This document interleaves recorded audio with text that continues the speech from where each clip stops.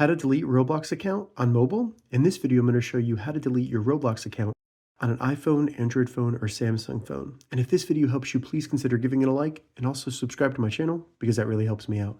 So to get started, the first thing we need to do is open up the Roblox mobile app and log into your account. Once you get logged in, go into the bottom and select More.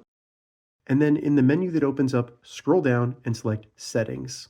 Once we're in the settings, select Privacy and Content Maturity. And then we just need to go to the bottom of that and select Account Deactivation and Deletion.